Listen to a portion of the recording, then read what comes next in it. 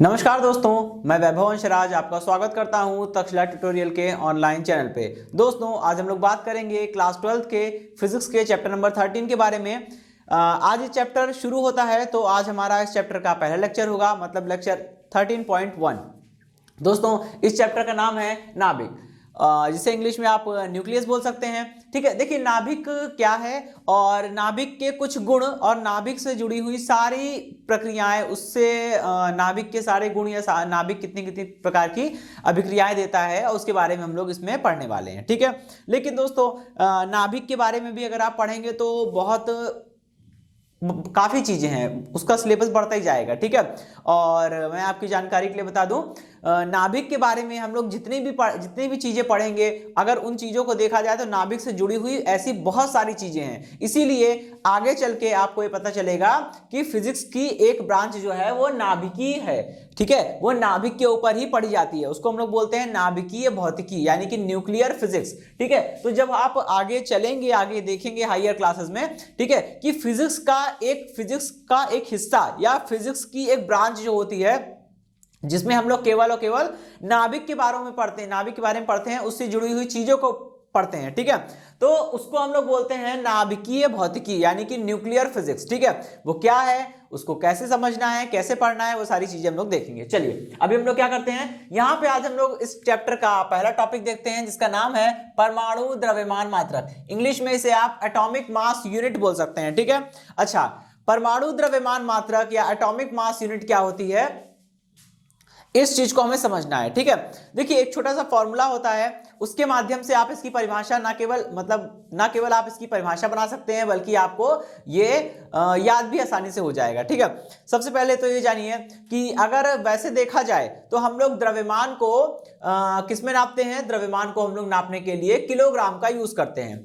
ऐसा एमकेएस पद्धति कहती है। ठीक है, आपने 11वीं क्लास में पढ़ा होगा, मात्रक की कई सारी पद्धति होती है, कई सारी प्रणालियां होती हैं। एमकेएस हो गया, सीजीएस हो गया, एफपीएस हो गया। ठीक है, लेकिन यूनिवर्सली अडॉप्टेड जो है, जो हर जगह इस्तेमाल होती है, वो कौन सी है, एमकेएस यूनिट। अब एमकेएस यूनिट की अगर हम लोग बात करते हैं तो एमकेएस यूनिट का मतलब लेंथ को मीटर में, ठीक है, मास यानी द्रव्यमान को किलोग्राम में, और समय यानी कि टाइम को सेकंड में। ठीक है, तो इसीलिए एमकेएस। तो अगर देखा जाए, यहां पे हम लोग किसकी बात कर रहे हैं, यहां पे हम लोग बात कर रहे हैं नाभिक की, और इससे पहले वाले चैप्टर में हमने परमाणु के बारे में बात की थी। दोस्तों, परमाणु कहें या नाभिक कहें, ये जो होते हैं बहुत ही हल्के होते हैं। हल्के हैं तो इनका द्रव्यमान क्या होगा, काफी कम होगा। अब जब ये बहुत हल्के हैं, इनका द्रव्यमान बहुत कम है, तो अगर आप इनको किलोग्राम में नापेंगे तो आपको बहुत सारे जीरो लगाने पड़ेंगे। फॉर एग्जाम्पल, अगर परमाणु का द्रव्यमान बहुत कम है तो आप उसको इस तरह से बोलेंगे कि 0.0000 करके न जाने कितने जीरो आपको लगाने पड़ेंगे, तब जाके कोई नंबर आपको सिग्निफिकेंट नंबर देखने को मिलेगा। और ये बोलने में ही असुविधाजनक है, काफी टाइम लगेगा, काफी असुविधा होगी पढ़ने में, बोलने में और लिखने में भी। तो इस सब चीजों को हटाते हैं, क्या करेंगे, किसी छोटी चीज का प्रयोग करेंगे, यानी कि द्रव्यमान के किसी छोटे मात्रक का प्रयोग करेंगे। क्योंकि परमाणु कहें या नाभिक कहें, ये दोनों ही क्या होते हैं, बहुत हल्के होते हैं। हल्के हैं तो इनका द्रव्यमान काफी कम होगा, और जब इनका द्रव्यमान बहुत कम होता है तो आप इन्हें अगर किलोग्राम में नापेंगे तो आपको लिखने, पढ़ने, बोलने और समझने में काफी दिक्कतों का सामना करना पड़ेगा। अब हम लोग इसको थोड़ा समझते हैं। अब बात ये उठती है कि अगर परमाणु और नाभिक को किलोग्राम में नहीं नापेंगे तो किस में नापेंगे, तो आप उसको ग्राम में नापिए।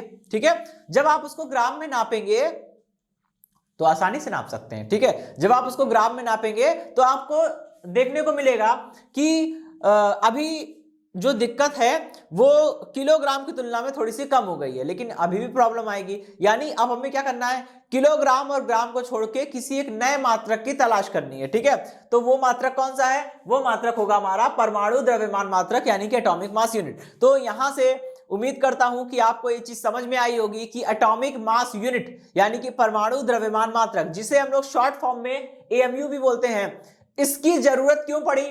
इसकी जरूरत इसलिए पड़ी क्योंकि द्रव्यमान की बात अगर हम करें तो परमाणु या नाभिक का द्रव्यमान काफी कम होता है, ये बहुत हल्के होते हैं। जब इनके द्रव्यमान को आप किलोग्राम में नापेंगे तो काफी असुविधा होती है लिखने, पढ़ने, बोलने और समझने में। जब आप किसी छोटे मात्रा का यूज करते हैं तो यही चीज सुविधाजनक हो जाती है। इसीलिए हम परमाणु का या नाभिक का द्रव्यमान नापते समय केवल और केवल एएमयू का यूज करेंगे, ना ग्राम ना मिलीग्राम, ना माइक्रोग्राम, ना किलोग्राम, कुछ नहीं, केवल हम लोग इसका यूज करेंगे। ठीक है, चलिए अब हम थोड़ा सा आगे बढ़ते हैं। ठीक है, आइए देखते हैं होगा क्या। मैंने आपसे कहा था कि परमाणु या नाभिक की अगर हम बात करें तो उनका द्रव्यमान बहुत कम होता है। इसका मैं एक एग्जांपल देता हूं, समझिएगा। ठीक है, आपको पता है कार्बन, कार्बन 3 प्रकार के होते हैं ना, एक होता है C612, एक होता है C6C12, 6C13, 6C14। लेकिन दोस्तों इसमें हमारा जो नॉर्मल जो सामान्य कार्बन का परमाणु होता है वो होता है 6C12। ठीक है, ये होता क्या है दोस्तों, ये होता है, ये जो है वो कार्बन परमाणु का C6C12 जो है वो एक कार्बन परमाणु का एक छोटा सा एक सिंगल परमाणु है। ठीक है, इसका द्रव्यमान अगर हम देखें, ठीक है, अगर दोस्तों हम इसका द्रव्यमान देखते हैं तो इसका द्रव्यमान होता है 1.992647 इंटू 10⁻⁻26 किलोग्राम। अब देखिए इसको बोलने में, लिखने में, समझने में, हर चीज में प्रॉब्लम आ रही है, बिकॉज ये काफी कठिन डिजिट है। आपको यहाँ पे पावर भी याद रखनी पड़ेगी, आपको यहाँ पे डेसिमल की प्लेस याद करनी पड़ेगी और बाकी न्यूमेरिक वैल्यूज भी याद करनी पड़ेगी। ठीक है, अब ये थोड़ा सा इनकन्वीनियंट हो जाता है, ये थोड़ा सा असुविधाजनक हो जाता है। इसको रिमूव करने के लिए क्या करेंगे, हम एक दूसरे मात्रक का प्रयोग करेंगे, उसे हम लोग बोलते हैं परमाणु द्रव्यमान मात्रक। ठीक है, तो यहाँ पे लिखेंगे 1 AMU। ठीक है, 1 AMU यानी कि एक परमाणु द्रव्यमान मात्रक जो होता है वो किसके बराबर होता है, वो 6C12 परमाणु के द्रव्यमान के 1/12वें भाग के बराबर होता है। ठीक है, समझिएगा। ठीक है, ये फॉर्मूला होता है, ये कन्वर्जिंग फैक्टर है, ये फॉर्मूला है, आप इसको समझिए। 1 AMU जो होता है यानी कि एक एटॉमिक मास यूनिट जो होती है वो किसी 6C12 कार्बन परमाणु के द्रव्यमान का 1/12वां भाग होता है। आप इसको इस तरह से भी बोल सकते हैं कि किसी 6C12 परमाणु के, एक परमाणु के द्रव्यमान, किसी 6C12 परमाणु के द्रव्यमान के 1/12वें भाग को क्या बोलते हैं, परमाणु द्रव्यमान मात्रक, एटॉमिक मास यूनिट बोलते हैं। ठीक है, अच्छा, एटॉमिक मास यूनिट को आप यू भी लिखते हैं क्योंकि एनसीईआरटी इसको इस तरह से भी लिखता है, समझ लीजिएगा। एनसीईआरटी इसको स्मॉल यू से भी लिखता है। अगर आपको स्मॉल यू पढ़ने को, देखने को मिलेगा तो समझ जाइएगा वो स्मॉल यू क्या है। वो अगर नाभिक की भौतिकी की बात हो रही है, नाभिक के बारे में बात हो रही है या किसी कण के बारे में बात हो रही है, तो आप वहां पे कहीं पीछे मात्रक की जगह पे यू लिखा होगा तो समझ जाइएगा वो क्या है, वो एटॉमिक मास यूनिट AMU है। ठीक है, एनसीईआरटी से सिंगल सिर्फ यू लिखता है, ठीक, वो भी स्मॉल यू। तो चलिए इसे कैलकुलेट कर लेते हैं, कितना आएगा, 1/12 मल्टीप्लाइड बाय 6C12 कार्बन परमाणु का द्रव्यमान कितना होता है, 1.99 मल्टीप्लाइड बाय 10⁻⁻26 किलोग्राम।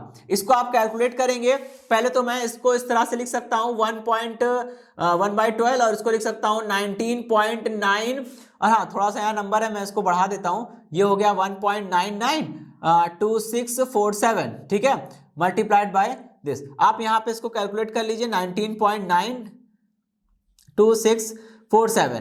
ठीक है, मल्टीप्लाइड बाय 10⁻⁻26, आप इसे भाग कर लीजिए, कितना हो जाएगा, 1 AMU इज इक्वल टू, ये हो जाएगा 1.66 इंटू 10⁻⁻27 kg। ठीक है, आपने यहाँ पे पॉइंट शिफ्ट किया है, ये पावर 27 हो जाएगी।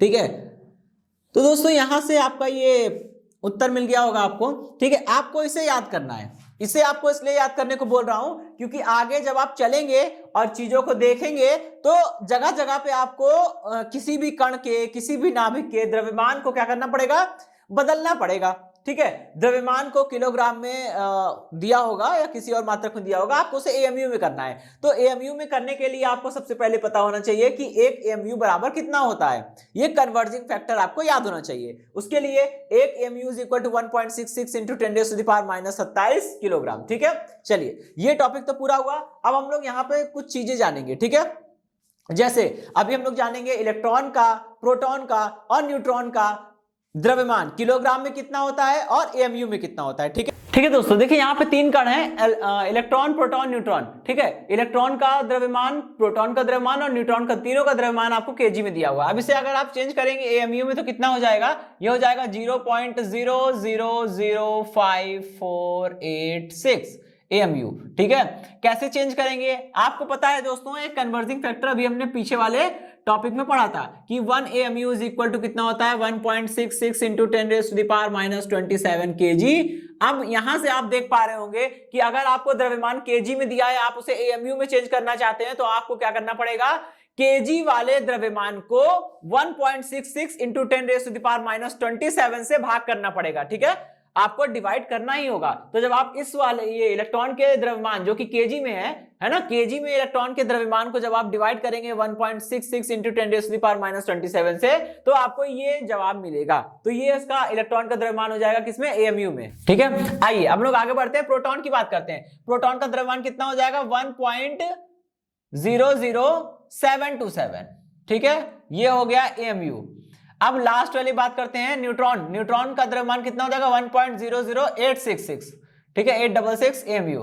तो ये बातें हो गई इलेक्ट्रॉन, प्रोटॉन और न्यूट्रॉन के द्रव्यमान की। ठीक है, आपको इन सबको याद करना पड़ेगा, क्योंकि जब हम लोग आगे बढ़ेंगे इस चैप्टर में, तो आपको कई सारी चीजें ऐसी पढ़ने को मिलेगी जहां पे आपको जरूरत होगी कि किसी नाभिक का द्रव्यमान निकालिए। तो किसी नाभिक का द्रव्यमान निकालने के लिए आपको प्रोटॉन और न्यूट्रॉन और इलेक्ट्रॉन के द्रव्यमान पता होने चाहिए। ठीक है, चलिए अब हम लोग आगे बढ़ेंगे और देखेंगे अपने अगले टॉपिक को। दोस्तों अब हमारा अगला टॉपिक है, देखिए अगला टॉपिक जो हमारा है वो ये बताएगा कि नाभिक का आकार कितना होता है। ठीक है, अगर हम बात करें तो आपको बताया गया था 12th चैप्टर में कि परमाणु जो होता है, ठीक है, परमाणु जो है वो किसी भी पदार्थ का सबसे छोटा मूल कण है। ठीक है, परमाणु से छोटा आपको नहीं मिलेगा। कोई भी पदार्थ परमाणुओं से मिलकर बना होता है। ठीक है, परमाणु मिलके अणु बनाते हैं, फिर अणु से वो पदार्थ बना होता है, ये हम सब लोग जानते हैं। ठीक है, अगर हम बात करें परमाणु की, तो परमाणु के भीतर एक छोटा सा, उसके केंद्र में एक छोटा सा एक दृढ़ और एक भारी हिस्सा होता है। ठीक है, उसे हम लोग बोलते हैं नाभिक। ठीक है, लोग नाभिक बोलते हैं। अब देखिए नाभिक का आकार निकालना है, तो नाभिक का आकार कैसे निकालेंगे, नाभिक का आकार निकालने के लिए रदरफोर्ड ने प्रयोग किए। ठीक है, मतलब नाभिक छोटा तो होता है, लेकिन कितना छोटा होता है, उसका डायमीटर, उसका व्यास कितना होना चाहिए, उसके बारे में हमें कोई आइडिया नहीं। तो उसके बारे में क्या हुआ, एक साइंटिस्ट है, ठीक है, नाम आपने सुना होगा रदरफोर्ड। तो रदरफोर्ड ने क्या किया, रदरफोर्ड ने एक अल्फा कण प्रकीर्णन प्रयोग किया। उन्होंने क्या किया, सामने किसी टारगेट को रख के उस पे अल्फा कणों की बमबारी कराई। जब आप उस पे अल्फा कणों की बमबारी कराते हैं तो क्या होता है, आप देखेंगे कि कुछ अल्फा कण जो हैं वो बिल्कुल सीधे निकल गए। याद होगा आपको 12वें चैप्टर में आपने पढ़ा था। ठीक है, कुछ अल्फा कण जो होते हैं वो अल्प कोण से या न्यून कोण से विचलित होते हैं, कुछ होते हैं जो अधिक कोण से विचलित हो जाते हैं। इसके आधार पर उन्होंने निष्कर्ष निकाले थे और फिर अपना परमाणु मॉडल दिया था। अब दोस्तों उसी का यूज करके एक नए निष्कर्ष निकाले गए हैं। ठीक है, और उससे मिलके ये टॉपिक बना हुआ है नाभिक का आकार। देखिए इसमें हम लोग ये जानेंगे कि अगर किसी नाभिक की त्रिज्या इतनी है तो उसका आयतन कितना होगा, ये सारी चीजें। ठीक है, अच्छा देखिए, तो रदरफोर्ड के अल्फा कण प्रकीर्णन प्रयोग के आधार पर यह चीज बताई गई थी कि कोई भी नाभिक होता है वो गोलाकार होता है। ठीक है, और आपको पता है अगर जैसे मान लीजिए मैंने यहाँ पे गोला बना दिया, ठीक है, अब ये गोला जो है इसकी त्रिज्या कितनी है, कैपिटल आर है। अगर गोले की त्रिज्या कैपिटल आर है तो उसका आयतन यानी कि वॉल्यूम, आयतन को इंग्लिश में क्या बोलते हैं, वॉल्यूम, उसका वॉल्यूम कितना हो जाएगा, उसका वॉल्यूम हो जाएगा 4/3 पाई आर क्यूब। ये चीजें हैं। ठीक है, तो यहां पे समझिएगा नाभिक का आकार निकालना है तो उसका आयतन देख लीजिए। तो कहते हैं किसी भी नाभिक का जो आयतन होता है, ठीक है, किसी भी नाभिक का जो आयतन होता है वो क्या होता है, उसमें उपस्थित न्यूक्लियनों की संख्या के अनुक्रमानुपाती होता है। ठीक है, किसी भी नाभिक का आयतन जितना ज्यादा होगा उसमें उतने ही ज्यादा न्यूक्लियन होंगे। अच्छा, न्यूक्लियन का मतलब क्या होता है जान लीजिए। ठीक है, आगे काम आएगा।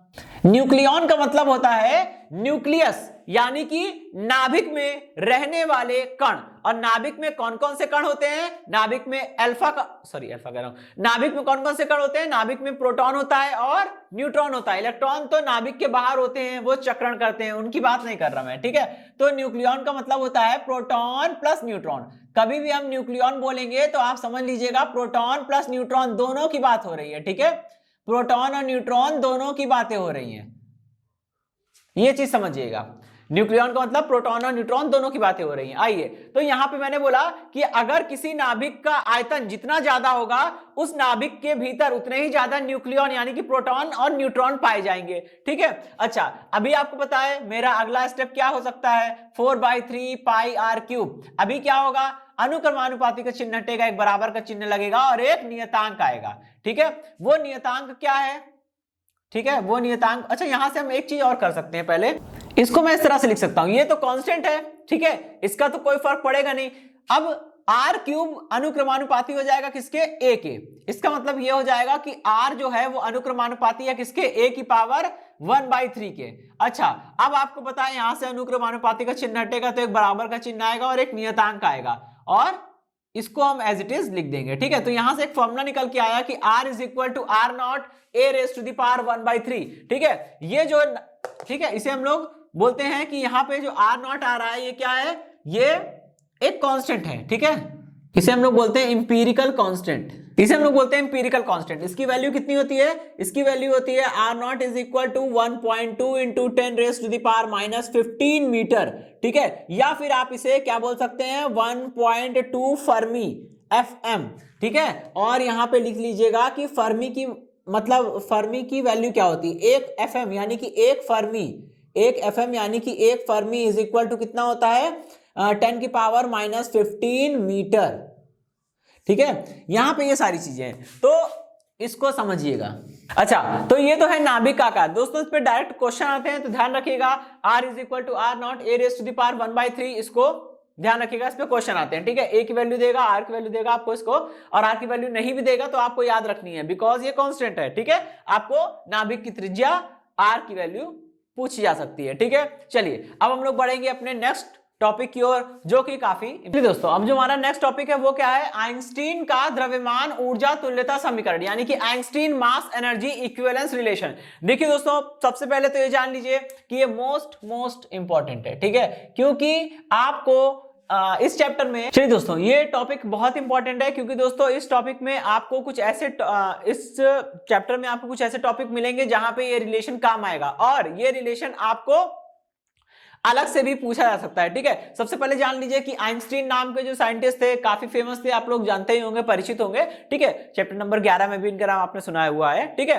तो आइंस्टीन ने क्या किया, आइंस्टीन ने बताया कि ऊर्जा और द्रव्यमान, ठीक है, द्रव्यमान मतलब किसी भी वस्तु में संहति की मात्रा कि उसमें कितना मटेरियल है। ठीक है, किसी भी वस्तु का द्रव्यमान और ऊर्जा, कोई भी ऊर्जा हो, किसी भी प्रकार की हो, कहीं भी हो। ठीक है, ऊर्जा और द्रव्यमान क्या है, एक दूसरे के तुल्य हैं, मतलब ऊर्जा और द्रव्यमान एक ही सिक्के के दो पहलू हैं। ठीक है, ऐसा आइंस्टीन ने कहा था। उस समय यह बात बहुत ही अलग प्रतीत होती थी, कोई इसका समर्थन नहीं कर रहा था। ठीक है, तो आइंस्टीन ने बताया ऊर्जा एवं द्रव्यमान क्या है, वो एक दूसरे के पूरक हैं। ऊर्जा को द्रव्यमान में और द्रव्यमान को ऊर्जा में आपस में बदला जा सकता है। ठीक है, और इसको बदलने के लिए आइंस्टीन ने एक फॉर्मूला भी दिया। आइंस्टीन ने बताया कि अगर किसी वस्तु का द्रव्यमान m है, तो उस वस्तु को अगर आप ऊर्जा में बदलेंगे तो आपको कितनी ऊर्जा मिलेगी, E बराबर mc²। ठीक है, आइंस्टीन ने बताया कि अगर आप किसी भी वस्तु जिसका द्रव्यमान m है, m द्रव्यमान वाली किसी वस्तु को जब आप ऊर्जा में बदलेंगे, m द्रव्यमान वाली किसी वस्तु को जब आप ऊर्जा में बदलेंगे तो आपको कितनी ऊर्जा मिलेगी, E बराबर mc² ऊर्जा मिलेगी। जहां पे E क्या है, E है ऊर्जा, ठीक है, मिलने वाली ऊर्जा, और m क्या है, उस वस्तु का द्रव्यमान, और c क्या है, जानते हैं, प्रकाश का वेग। ठीक, चलिए इसी रिलेशन को हम लोग क्या बोलते हैं, द्रव्यमान ऊर्जा तुल्यता समीकरण। इसको हम लोग बोलते हैं द्रव्यमान ऊर्जा तुल्यता समीकरण, द्रव्यमान ऊर्जा तुल्यता समीकरण, यानी कि मास एनर्जी इक्विवेलेंस रिलेशन। ठीक है, ये हुआ। इसकी बात अभी हम लोग समझेंगे। अब यहां पे हम एक छोटा सा कन्वर्जिंग फैक्टर निकाल रहे हैं, उसको ध्यान में रखिएगा। ठीक है, हम क्या करने वाले हैं, हमने ये सीखा है कि अभी हमको पता है कि एक द्रव्यमान एक AMU में, ठीक है, एक AMU द्रव्यमान में कितना किलोग्राम होता है, 1.66 into 10 raise to the power -27 kg, इतना होता है। ठीक है, अगर हमको ये देखना है, अगर हम ये देखना चाहते हैं कि भाई अभी फॉर्मूला तो कहता है कि अगर आपने m द्रव्यमान वाली किसी वस्तु को ऊर्जा में बदला है तो आपको कितनी ऊर्जा मिलेगी, E बराबर mc² ऊर्जा मिल जाएगी। लेकिन अगर आप द्रव्यमान की जगह पे एक AMU द्रव्यमान लेते हैं तब कितनी ऊर्जा मिलेगी, तो ये निकालने के लिए क्या करेंगे, मैंने यहां पे E को E के बाहर ब्रैकेट में, ठीक है, मैं यहां पे E के बाहर ब्रैकेट में क्या लिख दे रहा हूं, 1 AMU। इसका मतलब अगर हम एक AMU 1 AMU द्रव्यमान को ऊर्जा में बदलेंगे तो कितनी ऊर्जा मिलेगी, E 1 AMU is equal to m की जगह पे 1 AMU रखिए, और 1 AMU की वैल्यू कितनी होती है, 1.66 into 10 raise to the power -27 multiplied by 3 into 10 raise to the power 8 का स्क्वायर। इसको सॉल्व करिए, कितना हो जाएगा, 1.66, यहां से निकलेगा 9, ठीक है। और इधर आइए देखिए -27 और 8 दूनी 16, ये 10 की पावर 16। इसको अगर आप सॉल्व करेंगे तो आपको जो आंसर मिलेगा वो होगा, वो इतना आ जाएगा। लेकिन दोस्तों ये जो ऊर्जा आई है वो किस में आई है, वो ऊर्जा तो जूल में आई है, ठीक है। और हमें किस में चाहिए, हमें तो इलेक्ट्रॉन वोल्ट में चाहिए, ठीक है। ये ऊर्जा जूल में आई है और हमें किस में चाहिए, ऊर्जा इलेक्ट्रॉन वोल्ट में चाहिए। क्योंकि मैं आपको बता चुका हूं कि चैप्टर नंबर 12 जो कि परमाणु था और चैप्टर नंबर 13 जो कि नाभिक है, ये दोनों ही चैप्टर में ऊर्जा का मान जो होगा वो जूल में नहीं बल्कि इलेक्ट्रॉन वोल्ट में कैलकुलेट किया जाएगा, ठीक है। तो उसको इलेक्ट्रॉन वोल्ट में बदलना पड़ेगा। इलेक्ट्रॉन वोल्ट में बदलने के लिए क्या करेंगे, आपको पता है भाग करना पड़ेगा, तो भाग करेंगे 0.94 इंटू 10⁻⁻11 को आप डिवाइड करेंगे कितने, 1.6 इंटू 10⁻⁻90 से। अभी ये इलेक्ट्रॉन वोल्ट में आ जाएगा, इसको आप कैलकुलेट करेंगे तो आपको मिलेगा, ठीक है, आपको मिलेगा 931.5 इंटू 10⁻6 इलेक्ट्रॉन वोल्ट, जिसे आप इस तरह से भी लिख सकते हैं, ठीक है। इसे आप लिख सकते हैं E1 AMU is equal to कितना हो जाएगा 931.5, ठीक है, 931.5। ये पावर 6 को हम लोग मिलियन बोलते हैं, मिलियन का मतलब पावर 6, 10 की पावर +6, ठीक है। तो एक AMU द्रव्यमान जो होता है, अगर आप समझ रहे होंगे कि एक AMU द्रव्यमान कितना होता है, 1.66 इंटू 10⁻⁻27, काफी छोटा द्रव्यमान है। जब इतने छोटे द्रव्यमान को आप AMU में आप ऊर्जा में बदलेंगे तो आपको कितनी ज्यादा ऊर्जा मिलेगी, 931.5 मिलियन इलेक्ट्रॉन वोल्ट की ऊर्जा मिलेगी, जो कि काफी ज्यादा है, ठीक है। तो आइंस्टीन द्रव्यमान ऊर्जा तुल्यता समीकरण ये बताता है कि ऊर्जा और द्रव्यमान को आपस में बदल सकते हैं। और इसको याद रखिएगा कि एक AMU द्रव्यमान को ऊर्जा में बदलेंगे तो कितना आएगा, 931.5 मिलियन इलेक्ट्रॉन वोल्ट आएगा, ठीक है दोस्तों। इसी के साथ ये लेक्चर समाप्त होता है। इस लेक्चर से जुड़े नोट्स प्राप्त करने के लिए डिस्क्रिप्शन में दिए गए लिंक पर जाकर क्लिक कीजिए। ओके दोस्तों, आज के सेशन में इतना ही, मिलता हूं नेक्स्ट सेशन में, धन्यवाद।